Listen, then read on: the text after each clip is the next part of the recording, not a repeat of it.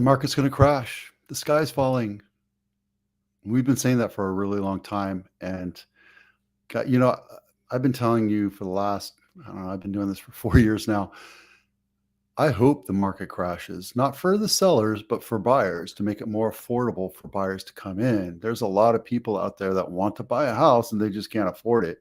I know my answer is move, but it is what it is, right? There's certain things you can do and certain things you have to be careful about, but it's bloody expensive to live here and not everybody makes, $300,000 a year. So, my data nerd muse, Ryan Lundquist, who's an appraiser up in Sacramento. I talk to him quite often.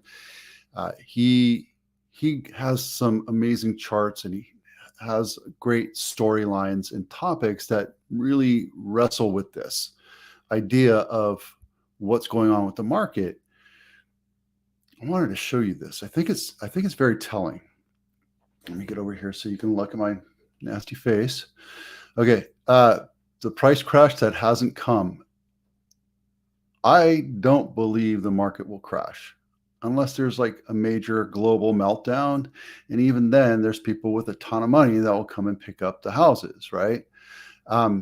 This is a part and parcel of what this story is telling us is that home prices are always predicted to crash. And especially with social media now, you hear something called crash bros. And if you haven't heard of a crash bro, they're guys that sit on the YouTube and TikTok espousing that the market's going to crash because this and that and all these different things and all these little graphs. And it's a valid argument. It very well could. It absolutely could, but it needs to have a tipping point. It needs to have a reason for the market to crash. And it's not just we're so tied into our GDP and the global economy that if prices started to crash outside of the Silicon Valley, I highly doubt that we would see anything other than a blip. And it's mainly because we just don't have the supply for the demand that's here.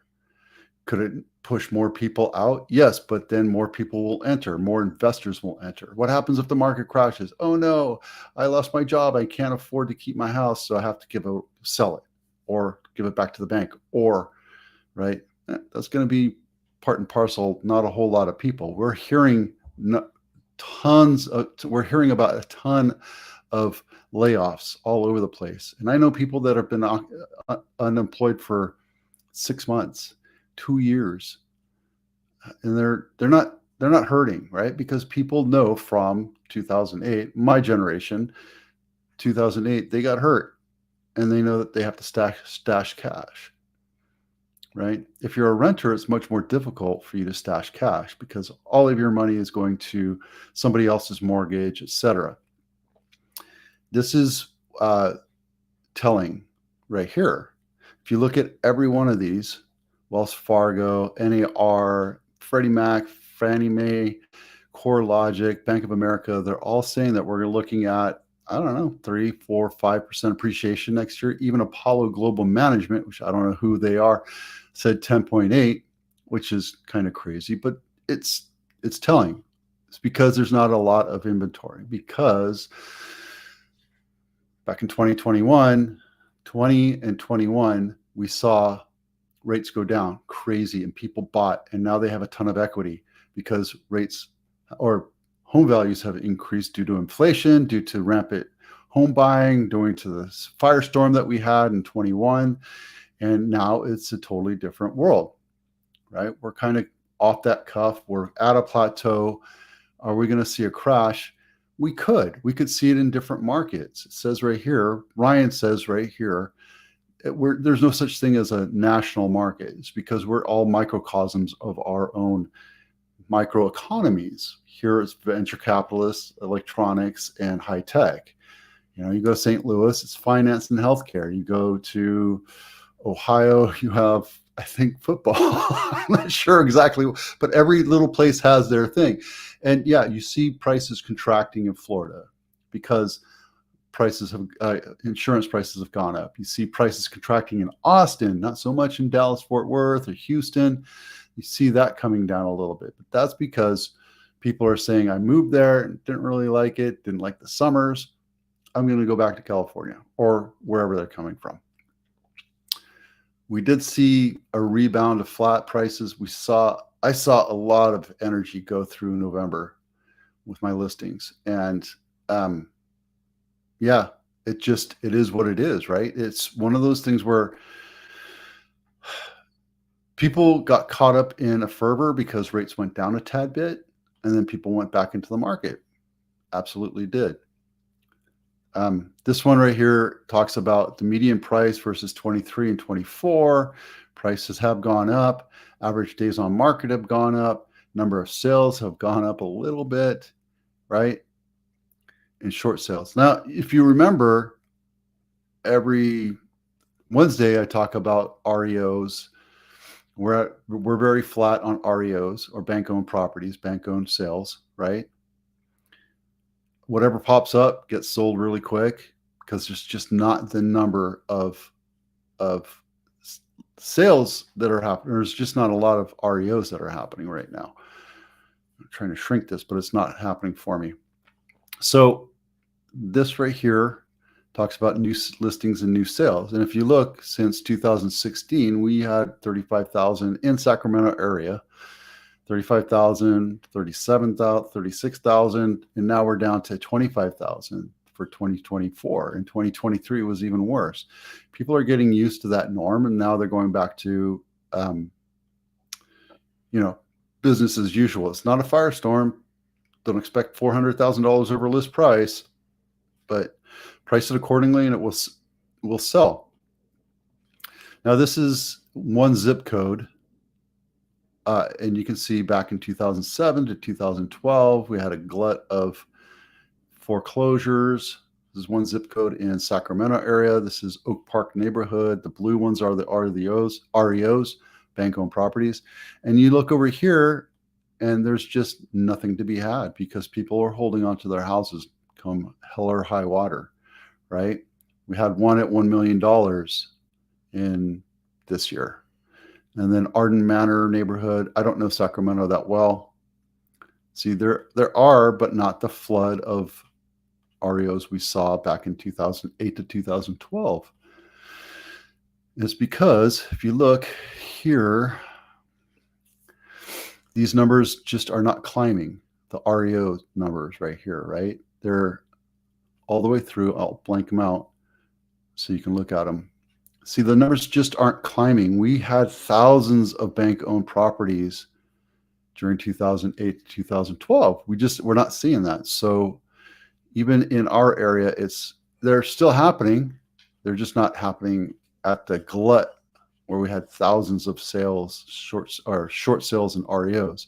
And this is another thing. I can go back and dig through these eventually, but it depends on my time. REOs in Sacramento County, we had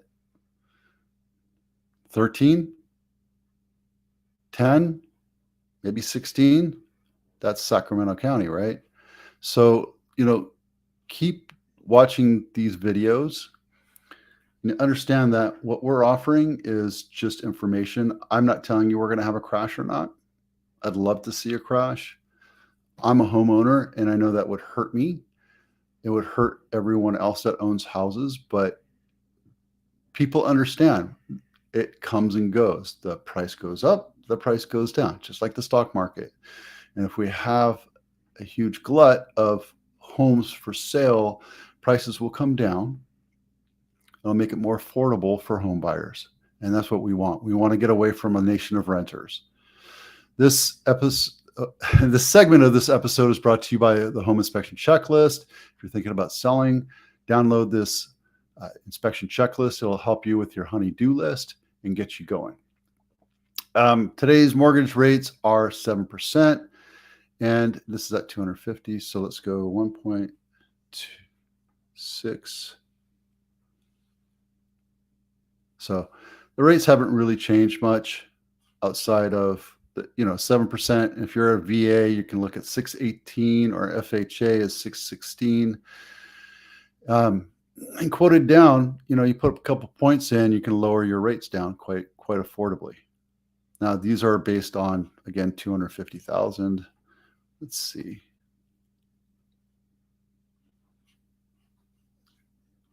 Change search options.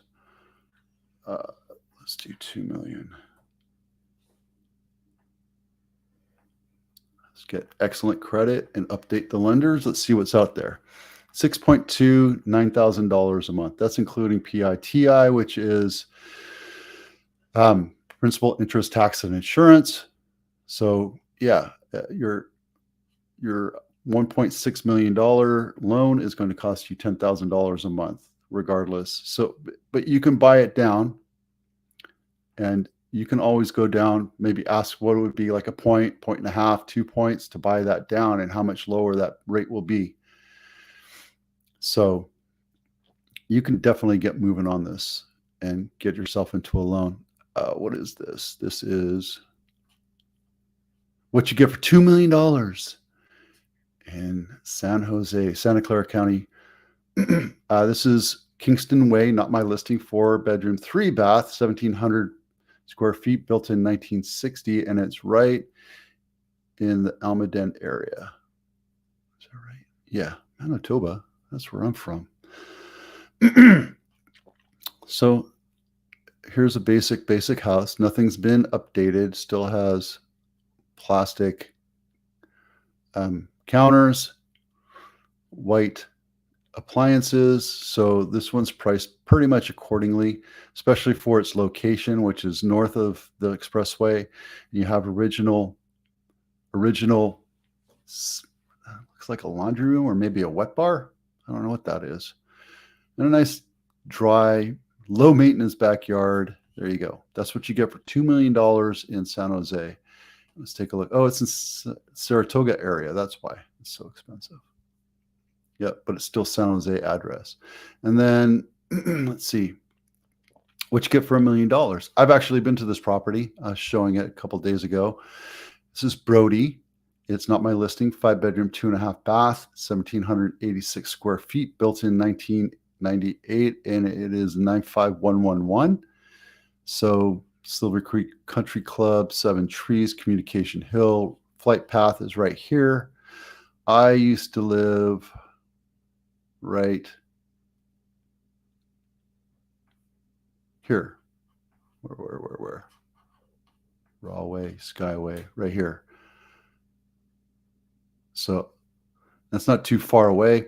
Again, it's 95111, and this house is well appointed, but it has some funky nooks and crannies. There's a full bath in the garage, and it's a tandem garage.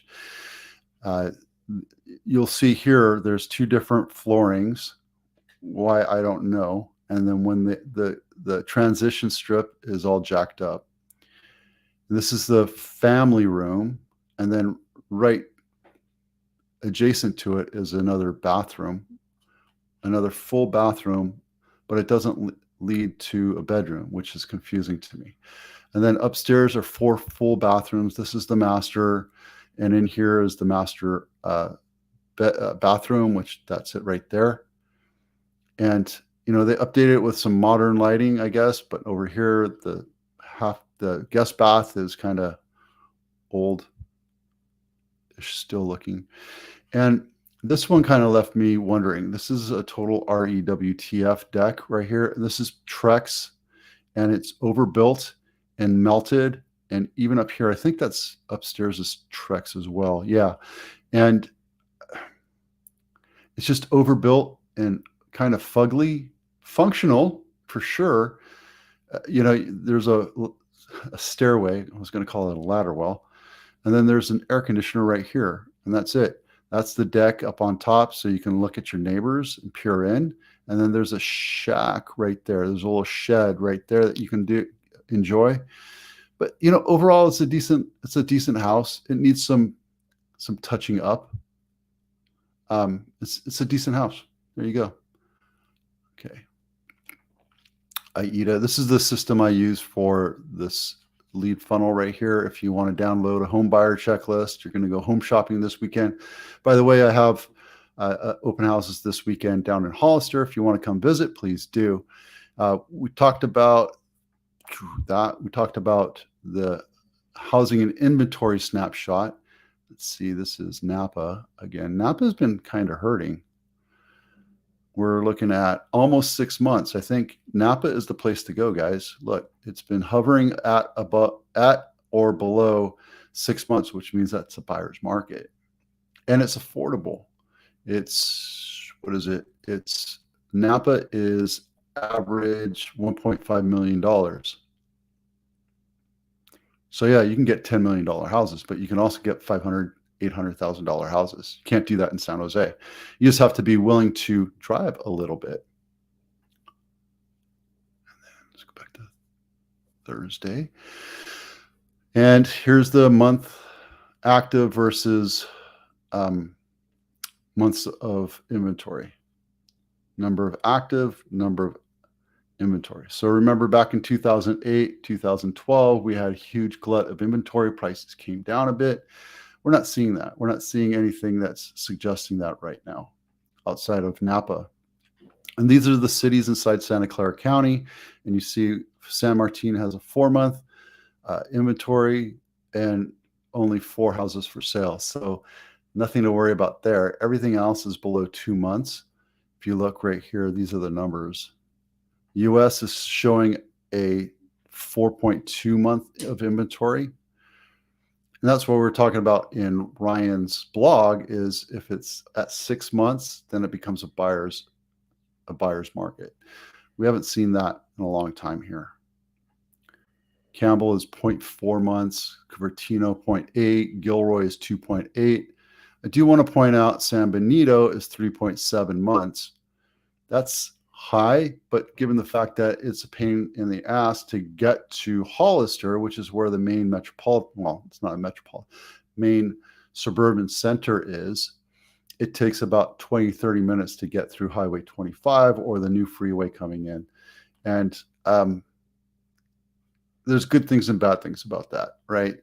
Getting to Silicon Valley from Hollister is a pain. So naturally your houses are going to go a lot further. Your dollar is going to go a lot further for houses, but you're going to have to deal with commuting every day. There you go. All right. That's it. That was a fun week. It's been a crazy week. Yep. I'm Vito with Abitano. Thanks for watching. We'll see you out there.